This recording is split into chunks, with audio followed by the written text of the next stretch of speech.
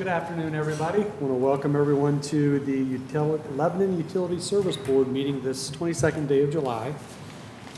As you'll notice, we have a very short staff today. We're missing a couple of members, but we do have enough to constitute a quorum. And Linda, this has been properly noticed and advertised? Yes. Wonderful. So with that, would everyone please rise and join me in the pledge to our flag? To the flag of the United States of America and to the republic for which it stands, one nation, under God, indivisible, with liberty and justice for all.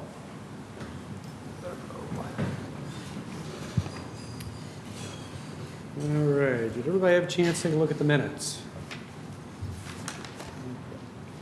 Was that one correction made, Linda? Yes, it Thank you. was. Do you have any questions or comments on the minutes? I'd make a motion, we approve the minutes from the July 8th, 2015 meeting. Second. All right, we have a motion and a second. All in favor of that motion, please say aye. Aye. Anybody opposed?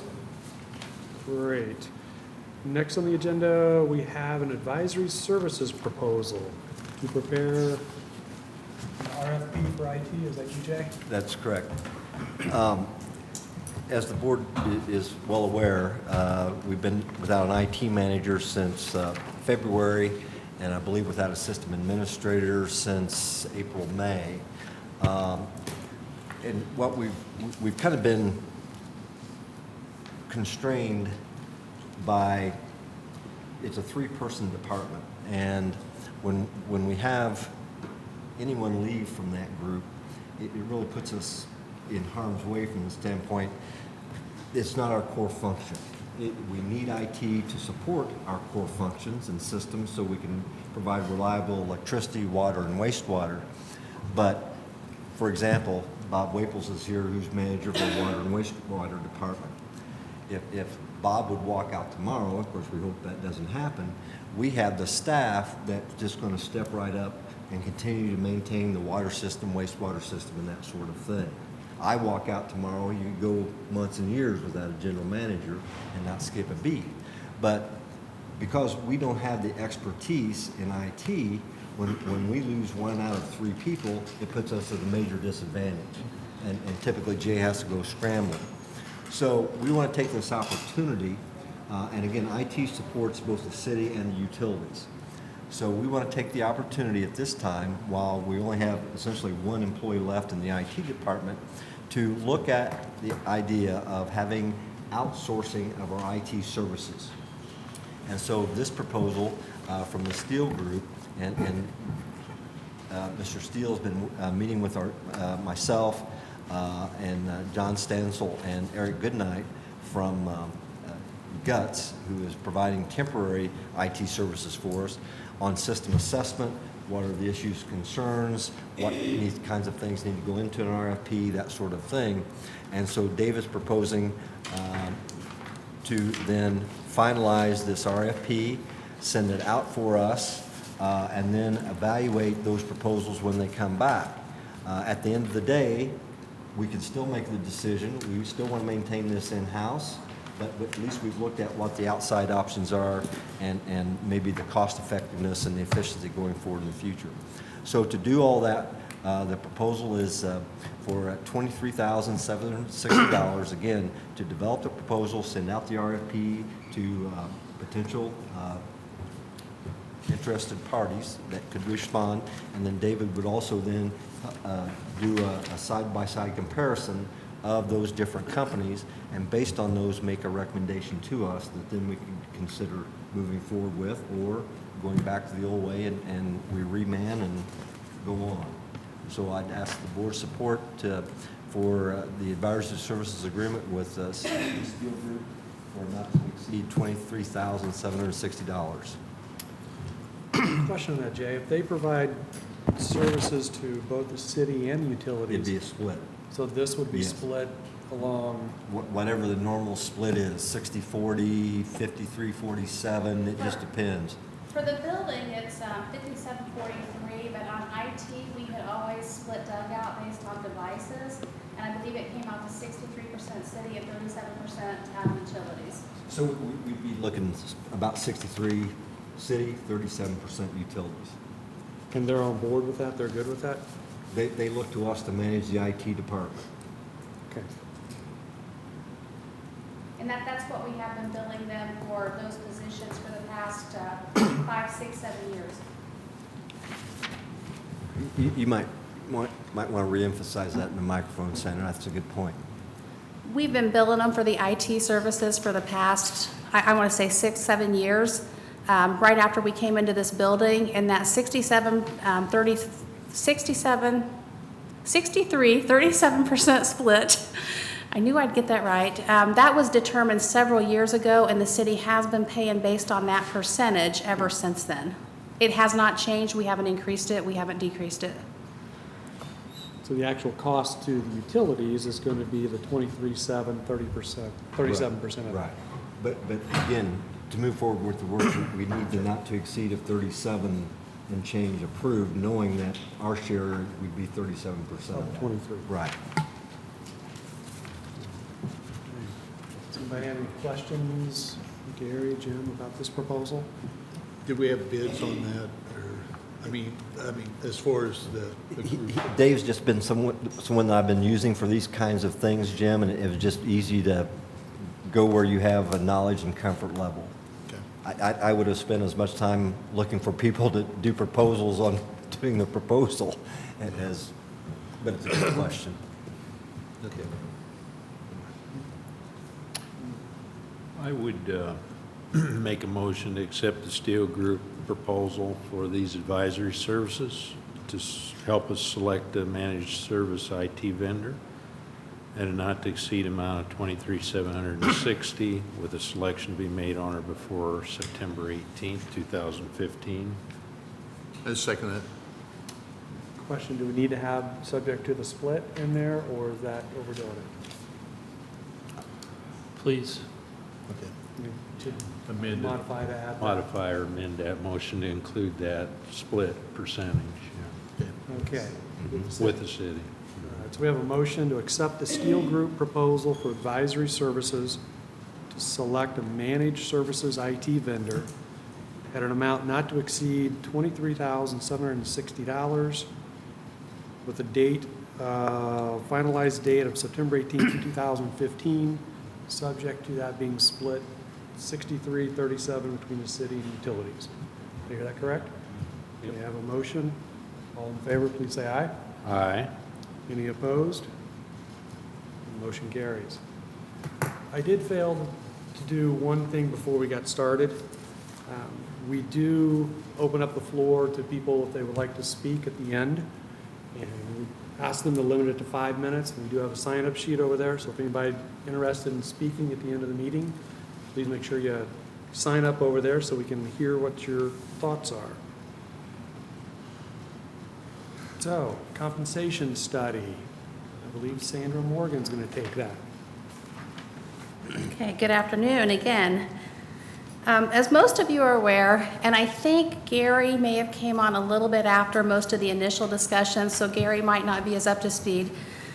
But Lebanon Utilities committed towards the end of last year and very early this year that we committed to both the board and the employees that we would look at what we're calling a total compensation study this year. What all that includes was we would have somebody come in, re-look at our wages, compare them to other utilities our size, whatever they can find out there, probably some REMCs, some private water utilities, but take a really good look at that. And then in addition to that, they would also look at like our insurance package, our pension packages, our vacation days, our sick days. And what we're really trying to get out of this is for someone to come in and say, hey, here's what you're doing right. Here's what's gone away. People don't do this anymore. Here's what the employees would rather see. And in the end, what we're hoping for is maybe to come up with some way to better compensate our employees, but at a lower cost. And when I say compensate, I don't mean your hourly rate. just the total compensation. So in order to do that, we did find 2 different people that does this kind of study. You can find a lot that does benefits or a lot that does payroll, but it's hard to find some that do both. So we found 2. I did meet with one in person, the HRD advisory group, and then I met with in tandem in a conference call. Of the 2, they're very similar. They seem like they do the same things, and if you look, their prices came out the same in the end, $17,500. But one of them, the group in tandem, actually included in theirs a employee survey. That way they could go out and find out what was most important to our employees. And I'll say that for an instance, if it comes back overwhelmingly and our employees say, you know what, we don't want President's Day off, we want another floating holiday. That's $0 for us, but if we can make them happier, it's stuff that we want to know to be able to look at and analyze. So in the end, I'm thinking that with the employee satisfaction survey, that is a lot of work because they'll go back and forth with the employees, that the in tandem is the better of the 2 proposals for $17,500. And with that, they also, I think they're in 202, they have already done 202 utilities across 42 states. And if you look at their package on page, I think 9 and 10, it shows the list of probably 40 or 50 utilities that they have already done this for. So what we're recommending today is that we move forward with in tandem to do a compensation study. It will take them 5 to 6 weeks, probably a month before they can get started, but we hope to have it done this year in an amount not to exceed $17,500. What's good about this, and Sanders indicated, it looks at the entire compensation package: wages, benefits, retirement, holidays, sick days, and what we need to have together to attract and retain the best employees that we can, but at the end of the day, what is best in line for our ratepayers and customers. So it's a balance. We could double everybody's pay and give them every other day off, but that just doesn't make any sense. So again, it's that balance that we need to have them look at for us. Have we ever done anything this in-depth before? I've been here almost 15 years. I think it'll be 15 years next year. We have done compensation studies with a local vendor, but we have never done anything this in-depth. And honestly, a lot of what we have is from the old days. Most people have PTO. We still have vacation and sick time. I'm not going to stand here and say which one's right.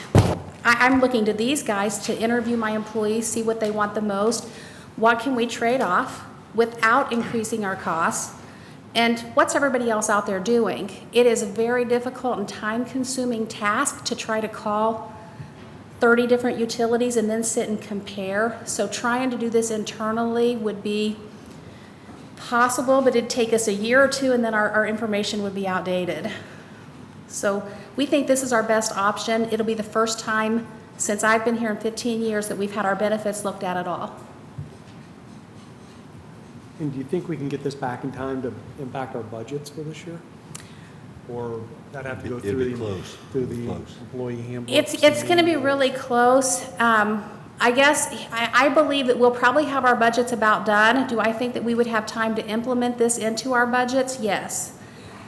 It all depends on how fast I can get them in here. So if we could get them in here by the end of August, and they're saying 6 weeks, we should be able to implement that into the budget period.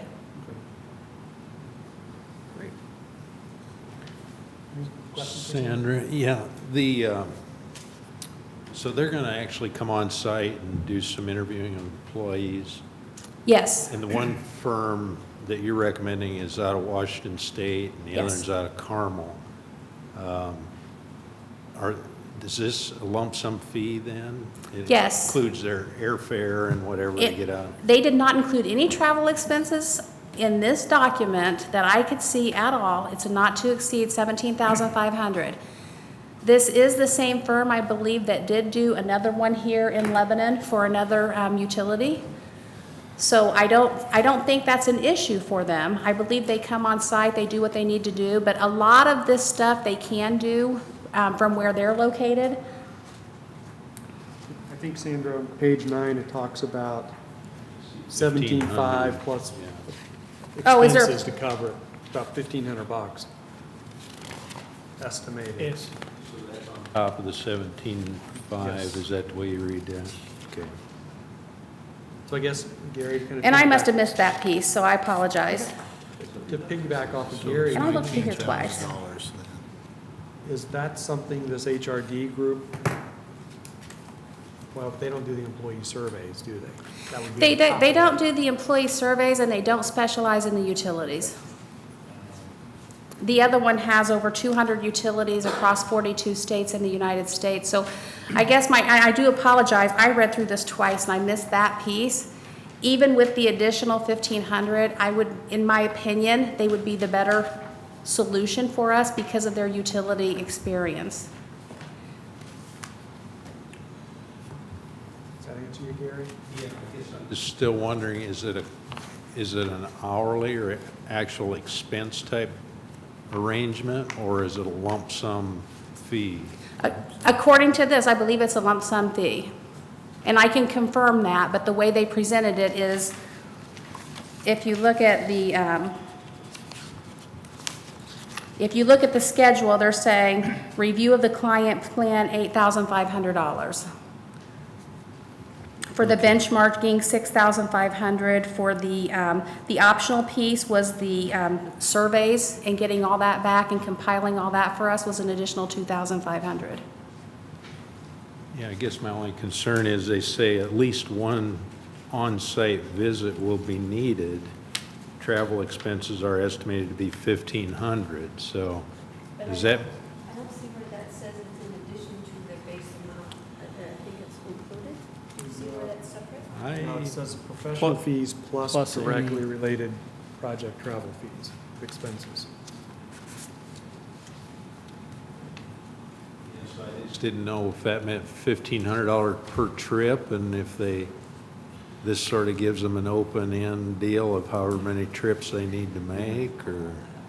Yeah, we'll make a call on that. If we could, I would get the approval to do the 1,500, and then if they said it was more, I would come back to the board. If they said they needed an additional trip to do anything, I would bring that back to the board as a change. If we think it. Yeah, and again, like Jay said, if we think it's required. Can the contract be amended to say something to that effect? absolutely. Which And so includes what, one trip? yeah, what we've done in the past is we've asked that all travel expenses be pre-approved in writing. And what we can do is say that this has been approved plus a not-to-exceed amount of $1,500 in travel expenses. If that's not acceptable, then we'd have to, then we'd look at the issue again. So go with another group, et cetera. In that case, I would make a motion that we approve moving forward with the compensation study, utilizing in tandem, and we'll say for a not to exceed of $9,000, 19. or $19,000, Yes. $1,500 travel expense plus the $17,500 lump sum to do the study. Professional services. Yeah. Yeah, and I would make sure I separated that, Linda, because I don't want the not to exceed them to go over on one piece and under on the other. I want to keep them limited. Okay, so we're separating that in the motion. Professional fees of, Is that okay, Not to- Jeff? Yes. I would please do approve it that way. 17.5 for the contract and not to exceed 1,500 on the travel expenses. Yes. I'll second that. Okay. we have a motion and a second. Any discussion, any comments, questions, anything? All right, so then we have a motion to move forward with the compensation study for Lebanon Utilities within Tandem Advisors. And there will be a professional fee of not to exceed $17,500 with travel expenses not to exceed $1,500. All in favor, please signify by saying aye. Aye. Any opposed? That motion carries. All right, thank you. And I believe, Jay, you were going to talk to us about the wastewater utility.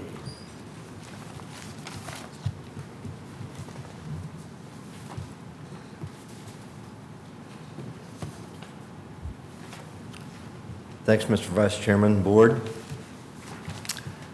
For the last several years during our annual budget process, Lebanon Utilities made known that a wastewater rate increase was imminent. While both water and electric rates have increased in recent times, wastewater has not had an increase since 2005. I point out the rate of inflation since 2005 has been about 26%. Nonetheless, we've been reticent to burden our community during recent times of the economic challenge, and we certainly didn't want to pass along all the increases for all the utilities at once. Like the mother who goes without for the well-being of her children, we too have done our share of penny pinching to keep from raising these rates. We decreased staffing. Actually, Bob's done a tremendous job in reducing staffing through attrition by 25%. And last year, we delayed or removed $1 million from our capital improvement project to help stave off this increase. Unfortunately, the time has come to us to bite the bullet and increase the rates of the wastewater services. To not do so at this point would be negligent, negatively impacting the health and safety of our residents, property values, and economic growth. Perhaps we should have raised rates before, because surely raising rates at this point will mark a substantial increase. Last year, Umbaugh and Associates estimated that at that point, we would need an increase of anywhere from 25 to 35%. That would be in a range of $11 to $15 for the average residential customer. Unlike the large investor-owned utilities, we see and talk to our customers daily and know the financial duress many of them face.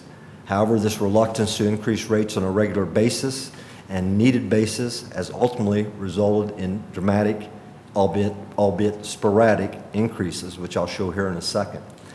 A more prudent model, one we hope that we'll pursue going forward after this proposed increase, that catches us up to where we should be, is one then of future years' small incremental increases, much like cost of living and that sort of thing, so the impact is minimal to customers, and yet we can maintain our system that we should.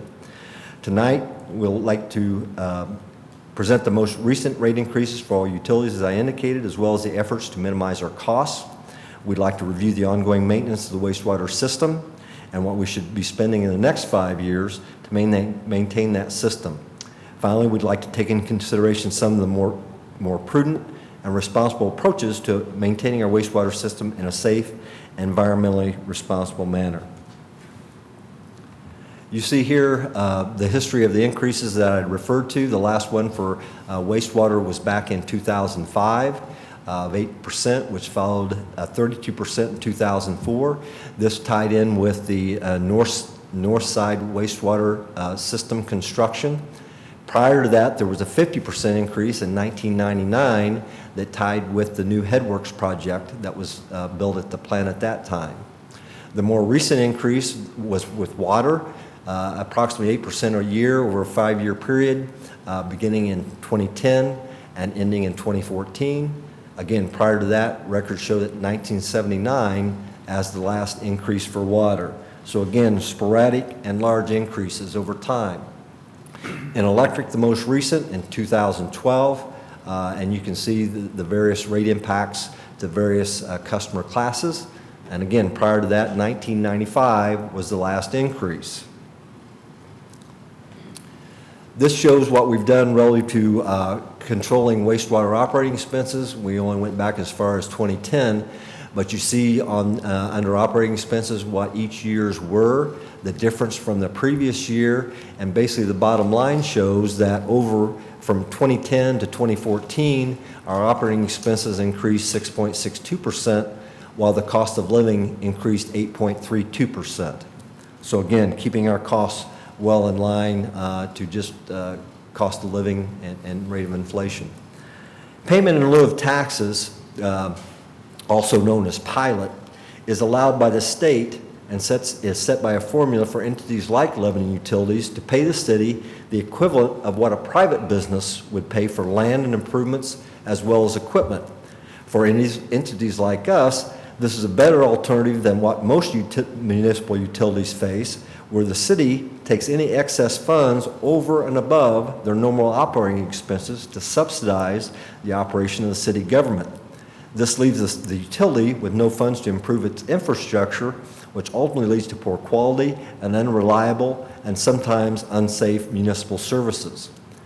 A recent example of this arose at a meeting of the IMPA Board of Commissioners, Indiana Municipal Power Association, which I attend on a regular basis, where because many of the municipal utilities are struggling so badly to maintain their systems because the cities sweeping any excess funds that they have and can't improve their infrastructure, that they're actually looking at setting up a funding mechanism to where a community could set aside a tenth of a cent per kilowatt hour into this fund that essentially would be out of the reach of the city government and the coffers. Fortunately for us, this is not an issue, and an issue that we don't want to face. I'd rather pay payment in lieu of taxes that's set out, and then we control our own destiny with our infrastructure and the funds that we have to improve that. Jay, can I ask you a question? Yes. Sorry to interrupt you. You were talking about the operating expenses and pilot. Yes. Is pilot included in the operating expenses? Pilot is included in our operating expenses, and thanks for pointing that out. Here you see since 2010, we went for years and years and we're paying about $40,000 a year on wastewater.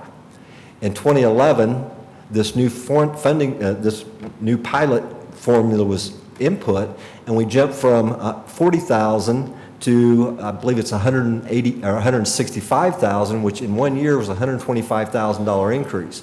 So from 2010, 2011, 2012, 13, 14, 15, we paid an additional $780,000 in payments in lieu of taxes that was not in the budget.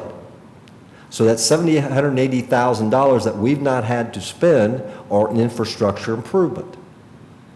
So again, a significant impact, and as the note indicates, with the three utilities and even telecom thrown in there, over that 5-year period, we've paid it almost an additional $1 million payment in lieu of taxes than we were paying up to 2010.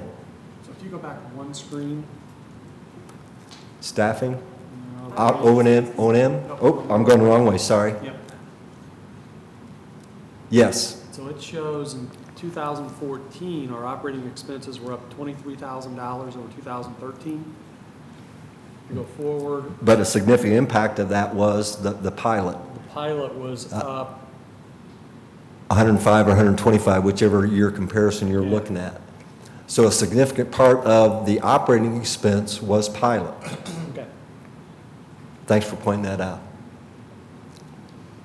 Again, Bob's held the line on staffing, and this has been through attrition, and we've reduced 25%. Part of the background on the financials for the wastewater system, again in '99, water had to loan wastewater in excess of $3.5 million to fund the Headworks project. 4 years later, then they did a bond of $3 million to pay back that loan. Currently, there's a balance of $1.4 million in bonds that are being paid off only through availability fees. So depending on how much new activity we have out there with wastewater fees paid for availability, that's what's being used to repay that loan.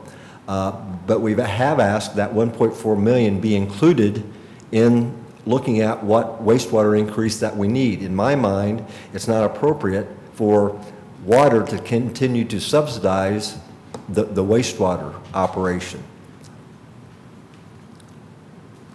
And again, the summary, currently we have about $6.2 million in wastewater bonds.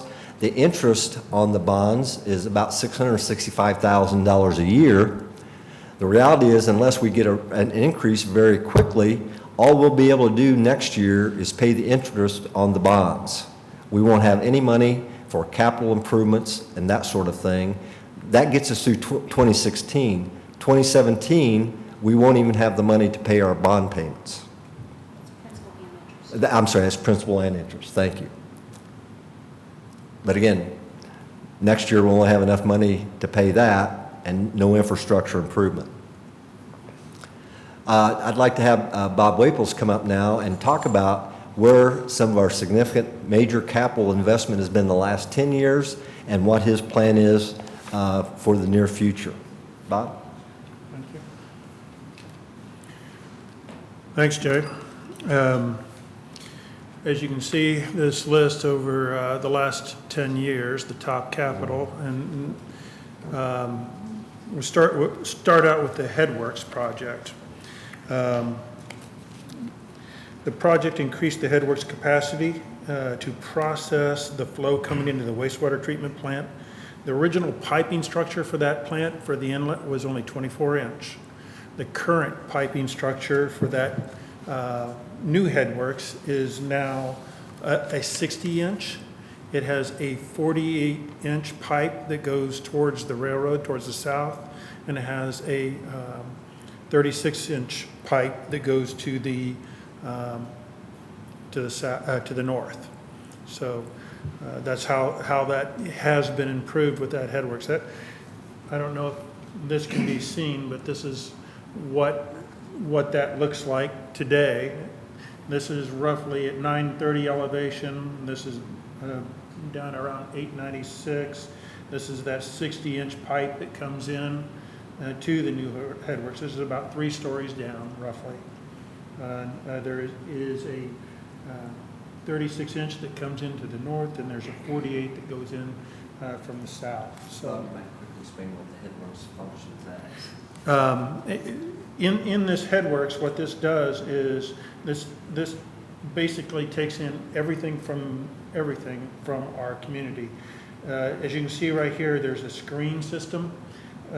This is a fine screen system. The screen system takes out a lot of debris and junk that can be taken off to a landfill, so it doesn't end up in our tanks and clog up our tanks or clog up our operations in clarifiers and in our ditches. This is the area where our pumps then pick up all this flow, and then they pump it up to a distributor box, which is up here. This distributor box then either splits it to our EQ basin or to the plant. And lately, we've been doing a lot more to the EQ basin than we'd like to see. But that's what that's all about. The next capital that we had, Matt, you want to go back?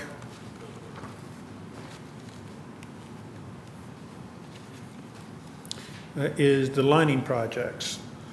The lining projects we've been working on for the community have been to eliminate a lot of infiltration issues that we have within the system, but it also is looking at our system. We have over 77 miles of sanitary sewer in our city, and within that, we need to have a program that replaces or repairs some of this structure. Right now, this basically is structure that we're trying to get done on a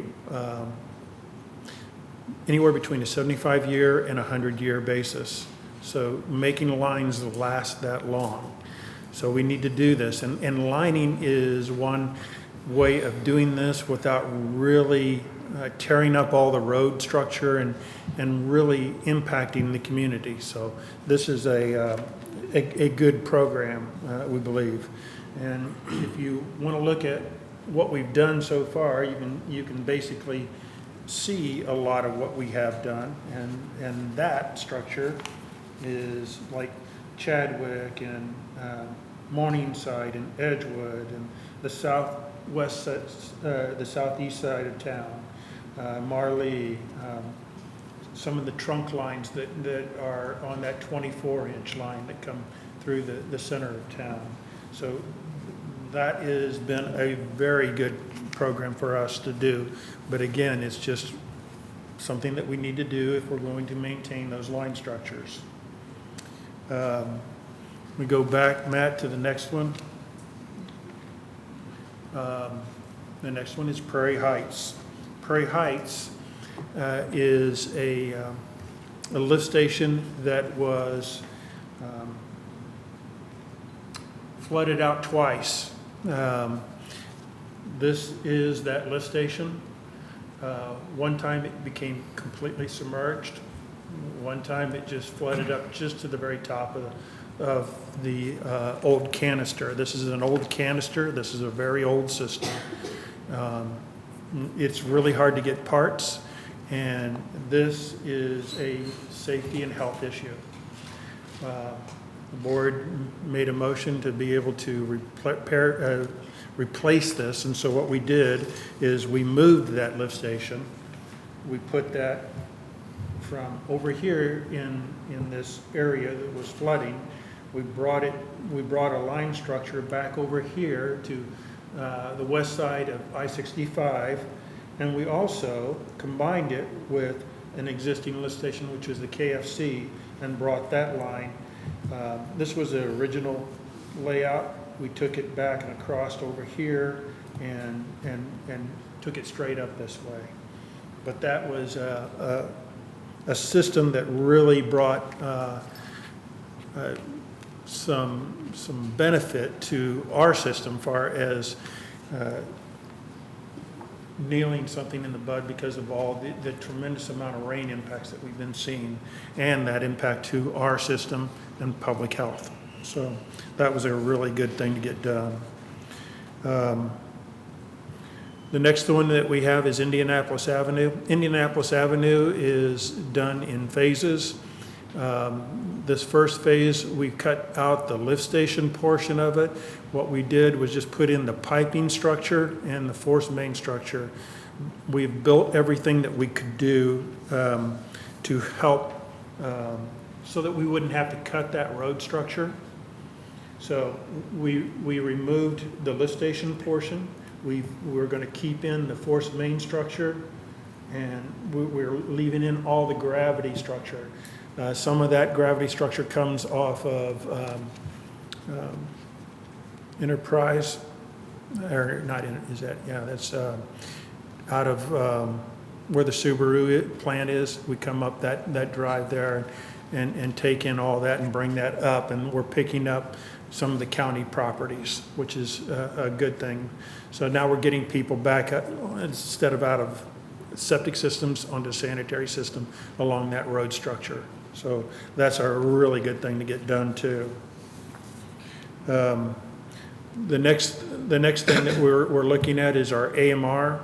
The AMR is a program that we've been trying to do which is automatic meter reading. Basically what we've done is set it up so that we can look at what is happening within our system on residents without having to send somebody out. This is being done electronically. This is over our electric grid. We are looking at trying to always update this, but this was a huge effort, and this cost a lot more than this, but this was a portion of it. So that was this is a continual program as well. So the vac truck dewatering, this is what we did so that we have a $300,000 truck that goes out and vacs out manhole structures and jets and cleans our line structures, and it pulls a lot of debris out. A lot of that debris just gets trapped between joints as joints offset within the system by the ground movement. And what this does is pull a lot of that debris to a point where we can vac it out. And then once we've vacked it out, we take it to this structure where then we can separate it. Part of it goes back to the plant. Part of it can go to a dumpster and then be hauled off to a landfill, which is a great system.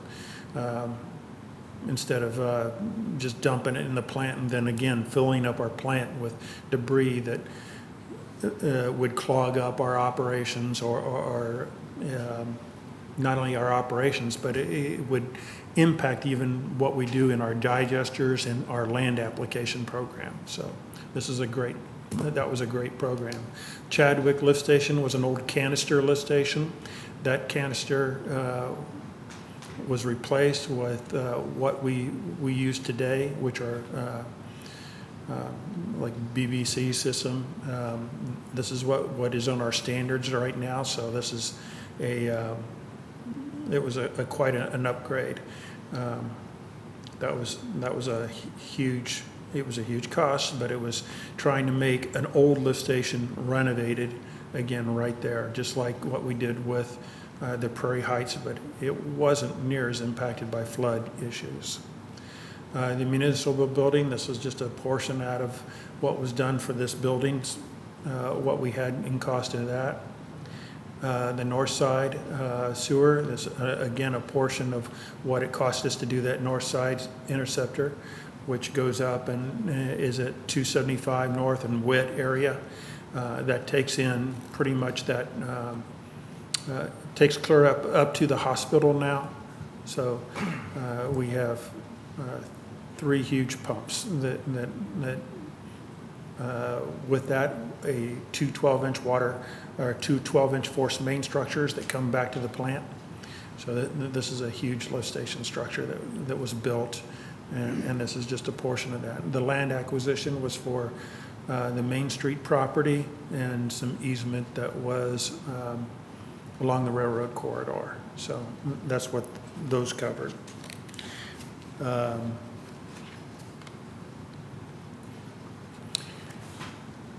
Again, like we talked about and showed you where all those we went through all this on what those lining projects were. We showed you on the map.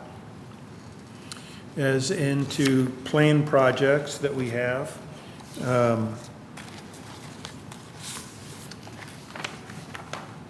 system rehab again is that lining that we've been doing. And this is what we have budgeted for that through 2021. Basically, that's that 100-year cycle. We are also doing other projects along this, like what we're doing with Indianapolis, which is helping us to get and control that so that we get it down some. So some of that is reducing that cycle, but the lining portion of it is that 100-year cycle. That's what we've got it set up as. Patterson, that project is, we have a line structure right now that goes under Prairie Industries. As it goes underneath Prairie Industries, it creates an issue for us. We've lined that structure.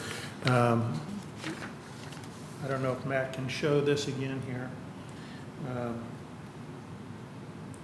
This is that structure that goes under Prairie Industries right now. Now we've lined all this line structure here, but for us to really make this suitable, because this is a 24-inch and it picks up so much of the community, we believe that it needs to be tied back into that structure that we put out, which is that 48-inch to the south. And then we'll tee it off so that it can go both west and go back towards the east. We will then bring it back to the north and then to the east and pick up this structure back here. So we'll pick this all up.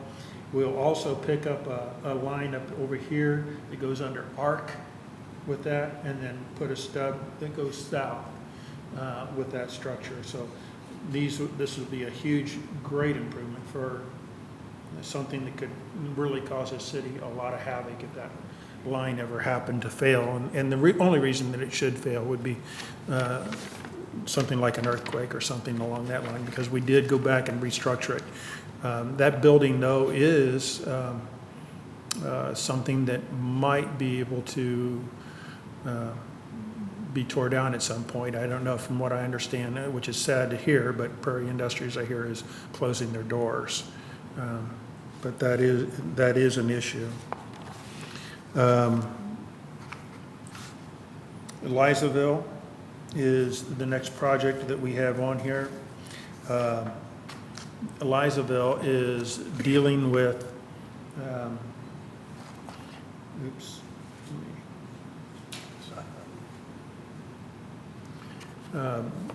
what this is showing is this is a sanitary sewer system that we were looking at trying to put there, and this would be from the Chadwick lift station.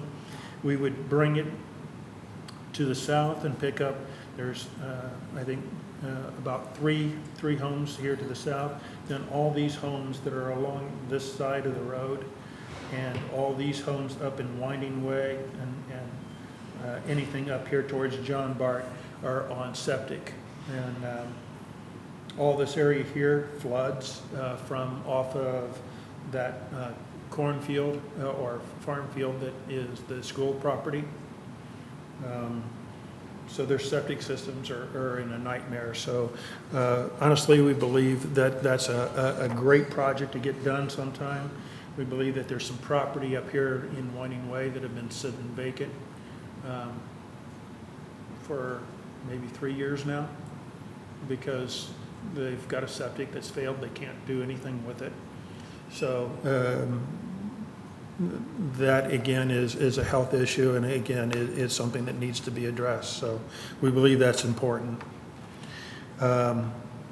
Getting back to the list, the next thing that we have on there is grit removal. Grit removal is removing all that debris, which is sands and things that get in between the joints, get washed into our system. That is picking all that kind of stuff up. What we would do and what we're looking at doing is putting this at the headworks. Right now we have one system that is overtaxed with the flows that we've been getting to the plant. It's not the way it ought to be. It's not only is it not over, it's overtaxed. We have to put steel plates over the structure to help hold the water in, because we try to keep pushing it what we can get into that, so that we're not bypassing as much, so that we can reduce that, because that's again another health issue, and we're trying to mitigate some of that as much as we can. Get to the plant, we try to get there, but this system is just not working out, so we need to deal with it. The next thing that we have on the list is the Indianapolis lift station, and that's one that we put off on this last project, but just because of cost, because of financial cost that we were doing. We had to cut some of that cost just because of what our operational funds were. So we believe that this needs to happen. This is an old canister lift station again.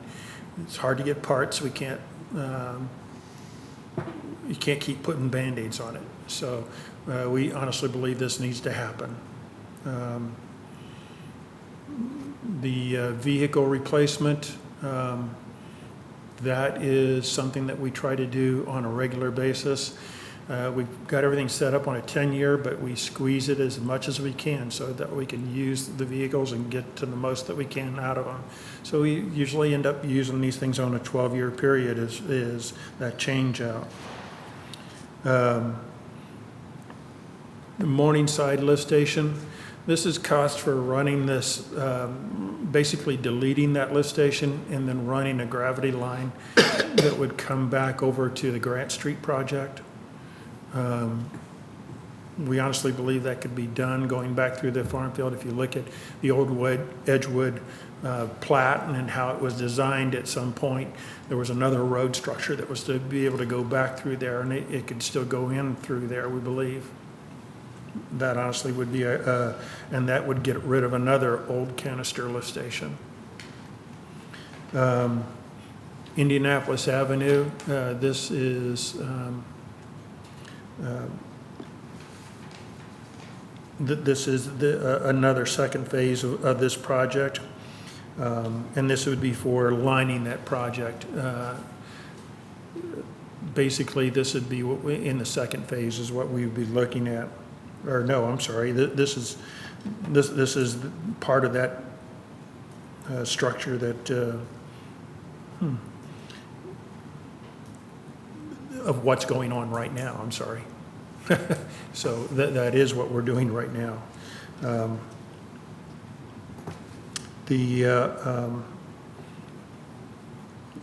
The manhole rehab, that's what we have been looking at doing and consistently doing with all of our lining projects.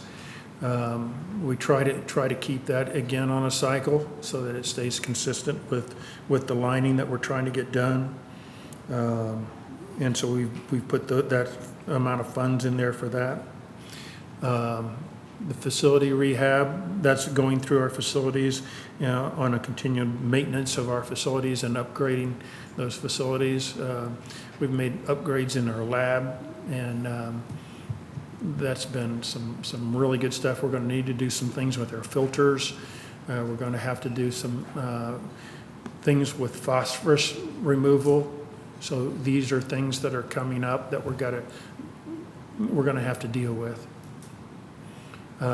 Prairie Heights Lift Station, that's one that's going on right now that we just basically did, and I explained to that what part of that is, and that's the remainder of that cost for that project. The Indianapolis, the second phase, this is something that I think Butler Fairman has started the engineering for. Again, this would just be for lining that structure that's around the road structures, just south of Noble and going up to around Spencer in that area. That's an 18-inch, if I remember right.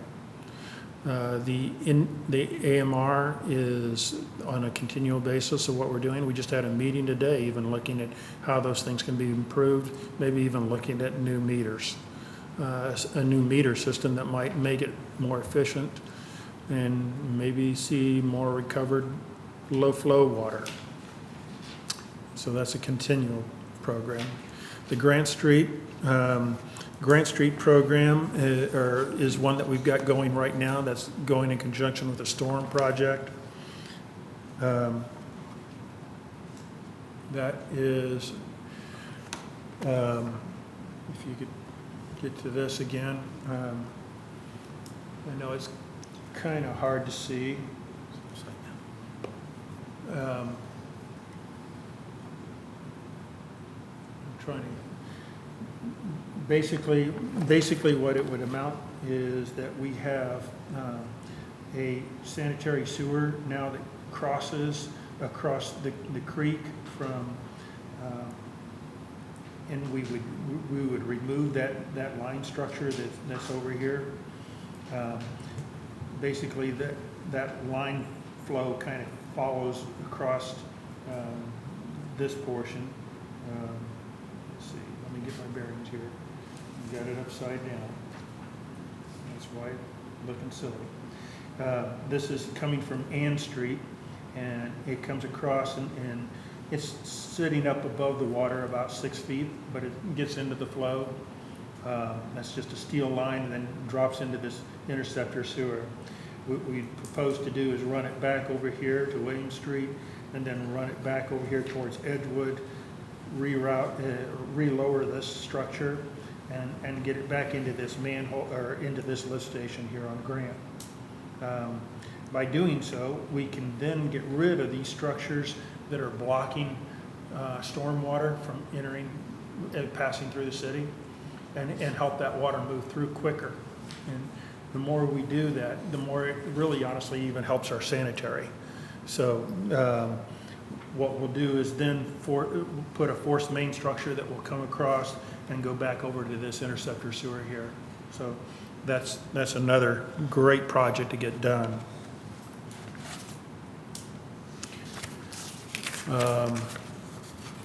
The wastewater portion of the IT budget, that's something that we have to have. We can't operate without IT.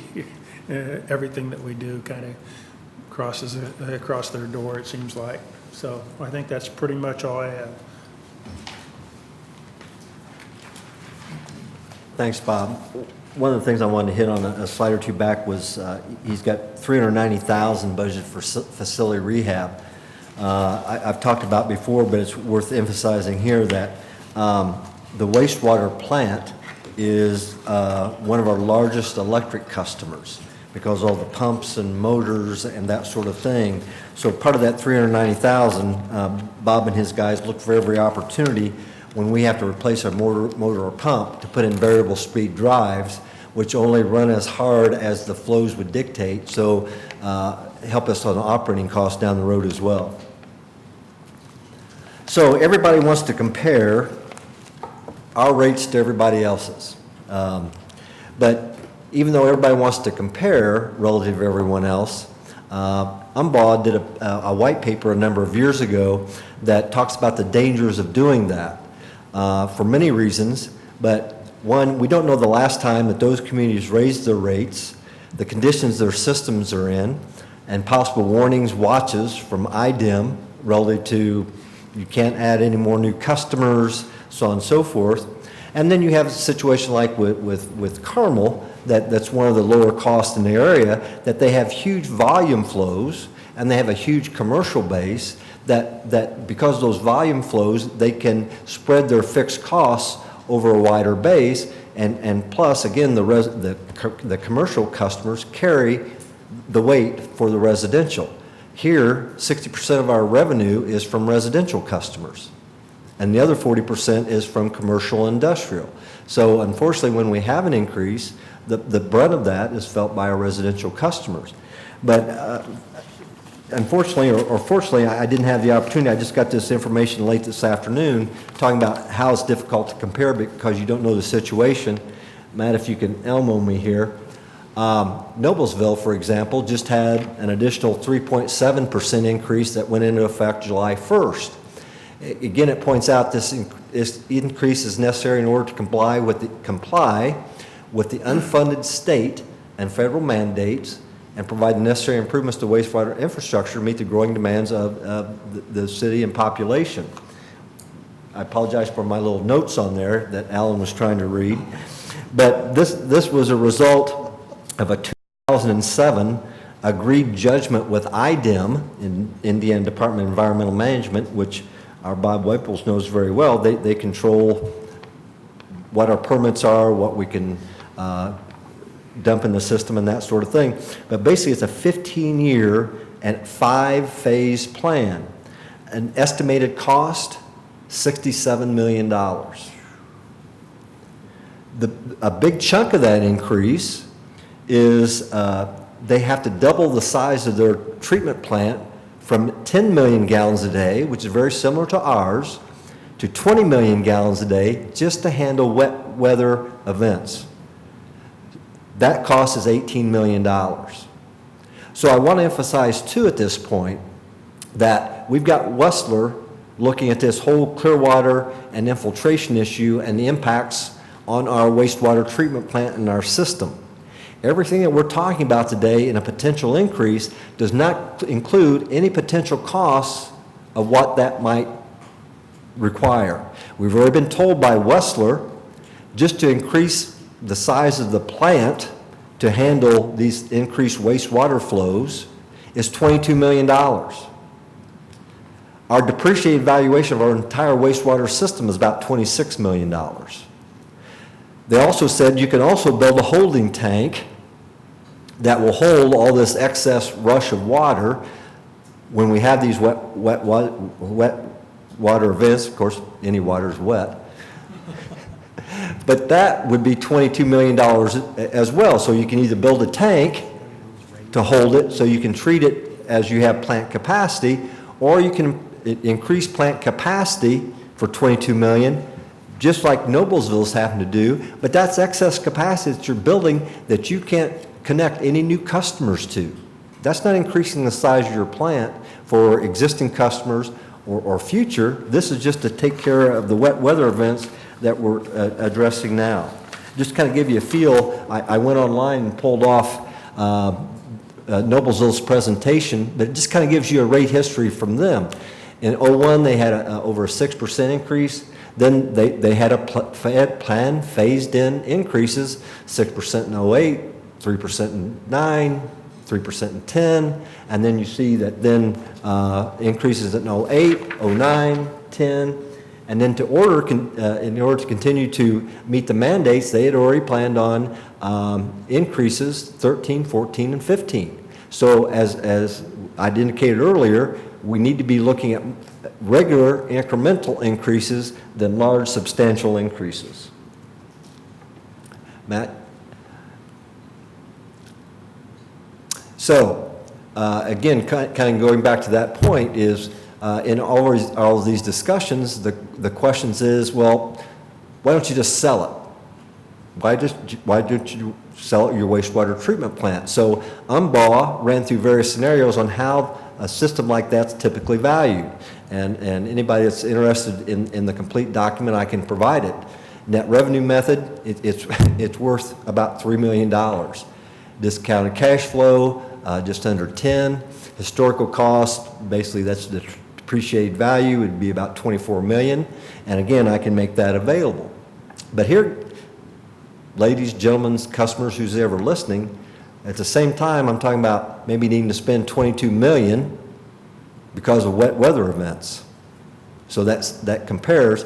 But the truth be told, along this process, though, the reality is nobody's going to buy our wastewater treatment system without also getting the water system. I mean, that's just how these entities operate. And if that's something that the community ultimately concludes that they want to do, but that's with the understanding that you no longer have control over your rates, you have no influence on economic development projects, and to the overall benefit of the community, you lose control. So where are we now? We met February of last year with city officials to discuss the need for the increase. As we've indicated, we delayed or removed $1 million from our capital program to help stave off an increase. And now we're in a position that to not increase the rates, we're putting our system and the health and safety of the community in jeopardy. UMBAW Associates is now in the process of performing a cost of service study for the utilities, and we expect to have that back mid-August. We plan to have public meetings between now and then to help share this presentation with the rest of the community, to help them, make them aware of why we're going to need an increase. And then based on the UMBAW study, the utility board, will need to make a recommendation, a resolution to City Council, which then they would need to approve an ordinance.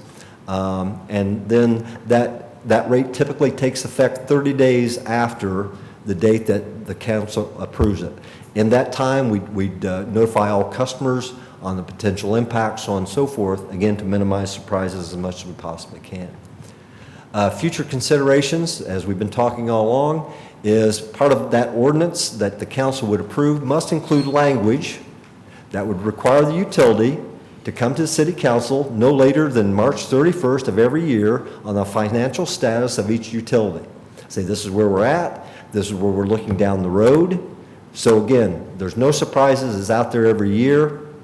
And something else that we might want to consider is maybe adding an allowance for some cost of living allowance every year. So that would just be in the ordinance, and then we'd have to prove whether we need that cost of living allowance or not. So again, a way to prevent future rate shocks and that sort of thing. That's the end of my presentation. Board members, do you have any questions that I can help address, clarify? I got a question for Jeff. Can we, in this ordinance, can we require ourselves, or does this need to come from council, that we go before them every year with financial status update, which I believe we do? We can make it part of our resolution to suggest that be in the ordinance. Potential rate action. Yes. Each and every year on all the utilities. Yes. Well, not electric. Electric is controlled by the Indiana Utility Regulatory But we Commission. still go to them with. We still potential- ultimately have to go to the IURC for any increases in electric. But again, all three utilities ought to be reviewed with the council. Perfect. So we can say, you know, next 2 years, 3 years, we look good. However, maybe year 4, we're looking at maybe needing something. Again, so it's just out there in front of everybody all the time. Okay. Do we have any questions for Jay? Gary? Jim? Great. Thank you, sir. Thank you. Thank you.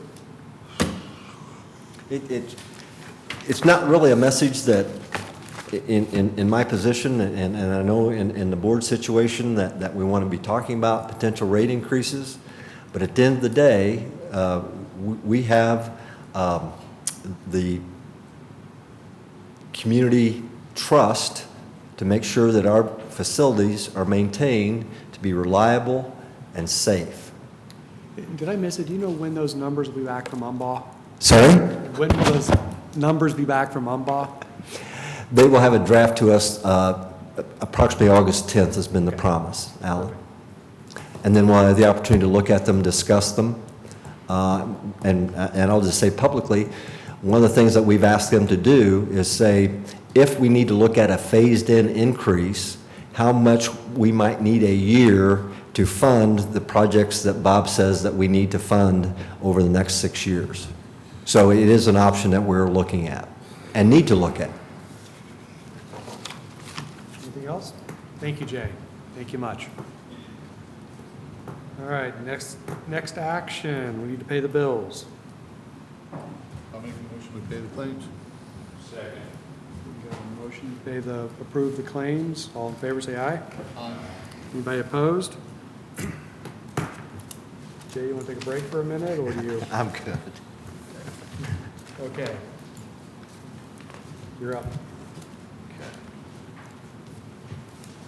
I said I'm good. Bob, do me a favor, at some point here, I'm going to need you to do Vanna White again for me. I'll give you the heads up. Well, fortunately or unfortunately, after my time at the dais, I'm pleased to announce that starting with tonight's meeting, going forward and going forward in the future, all of our meetings will be recorded and posted to YouTube. Right now, if you don't see it live on Channel 19, you don't see it. So I think it's good for transparency. People can go back and look at what was said about what and that sort of thing. Matt's trying to, and I don't know if it's working or not, actually, no, he was trying to attempt to stream it live on YouTube, but that didn't work. But at a minimum, and this goes along with the initiative the city has started via Joe LePage to post all city meetings on YouTube as well. Okay. Well, since the implementation of Green Power last month, we've got 27 residential and 5 commercial customers signed up. Boone County Economic Development Corporation is the last commercial customer that signed up, and that was as of today. Our Green Power logo will be featured on their website for the world, and especially prospective commercial and industrial customers to see the progressive initiative that this community is undertaking. We'll continue the campaign with mention in the August City newsletter, messages on the front of the bill, Facebook. We're beginning to prepare a direct mailer to the next largest 100 commercial customers. If you remember right, we initially sent a letter to our top 100 customers saying if you would adopt, this would be the cost and the impact and that sort of thing. And as you all know, we have our solar recharger that's going to be at the Boone County Fair starting this Friday. And we're adding a new little sign under that says reduce your carbon footprint, and call us at 482-5100 for additional details. The actual first cycle billing for Green Power customers started going out yesterday. And again, the solar recharger not only was at the fair, but was actually at the Mel Kenyon Classic on July 11th and 12th. Bob, you want to do the Vanna White now? I'd mentioned earlier in the month contracting with a service called One Planet. We now have an agreement with them for translation services. This is over the phone translation of 240 languages. Will not only benefit to our office personnel, but most especially in after-hours calls where our service personnel are out, emergency situations, and communication is critical. So basically, what we'll have in the customer service office is, you can, if you're a Bosniakian, you can see how Bosniakian is spelled in your native language, and then we'll have a number that we call for a Bosniakian translator. So, or if you're an Italiano, but like I say, 240 languages, so we have sheets for all these, and then instructions for our operations people, our customer service personnel that can actually then put the translator on the line. This is a service that there's no monthly minimum. or all we do is pay $1.65 a minute for translation. So again, we don't have a lot of Kissawallis here, but you never know in an emergency situation where we might have one and have to need to have the service. Thanks. On the July 16th, Chairman Lamar and I hosted a pizza recognition luncheon for all of our wastewater treatment and wastewater collection personnel. Since about June 8th and 9th with the significant rain events that we've experienced and continue to experience, they've done a tremendous job operating the system in a safe and environmentally responsible manner. So just had to recognize the guys for that effort. I just want to mention that on August the 19th at 6 p.m. here in the council chambers, we'll be inviting all rental property owners in just to update them on recent changes, services available to them. Again, because we do a tremendous amount of business with rental property owners, and again, with the changes that we've made, we just want to make sure that we continue to have a good working relationship with that group of customers. So, Board, that's all I've got to report for tonight. Wonderful. Wonderful. You might have anything else they would like to address? Jeff, are we okay? We're good. How did we do with the rain last week? How did that do, Bob? We got about 2.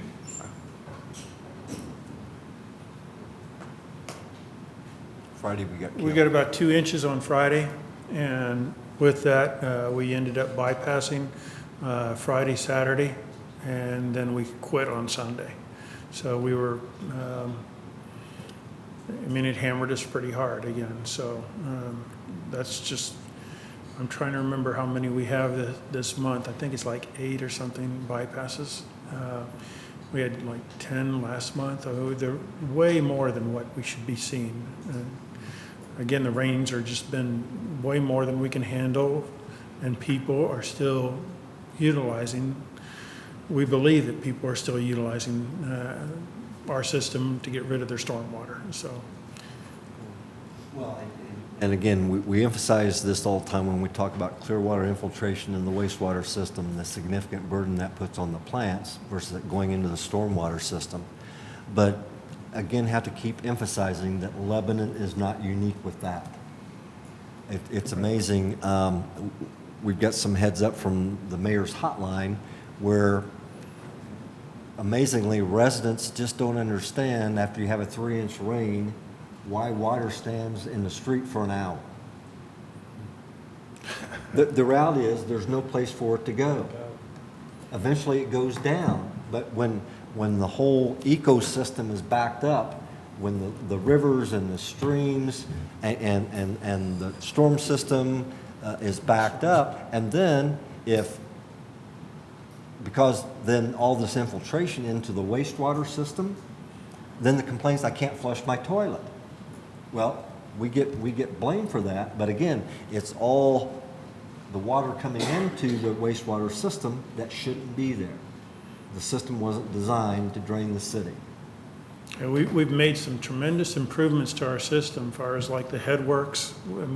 Remember that was just a 24-inch, and there was already a 24-inch that's coming from the east. We have an 18-inch coming from the south, another 18-inch coming from the north, and 2 12-inch force mains.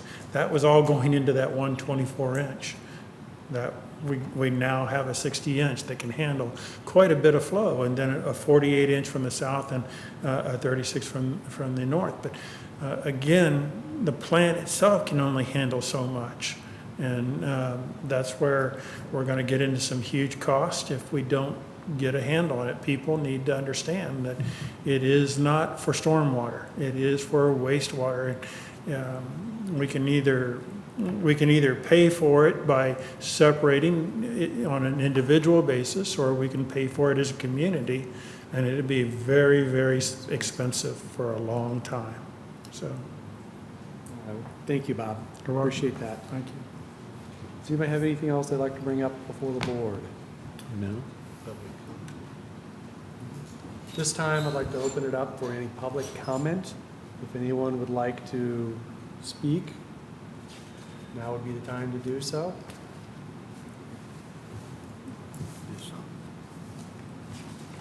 No takers? Mr. Smith? sure he signs in. Oh, Aaron, please make sure on your way out you sign in. Aaron Smith, 2625 Countryside Drive. Mr. McCoskey, what time is that meeting on August 19th for the rental properties? It's at, didn't I say? I believe it's at 6 or 6:30. Hold on just a second. It says 6 on 6? your notes here. 6. Thank you. Here in the council chambers. And each rental property owner of record, they'll get a direct invitation. Perfect. All right, anybody else, any questions or comments? With that, I would entertain a motion. I'll make a motion, we adjourn. Second. We have a motion second. All in favor, aye. Aye. Aye. Thank you, everyone.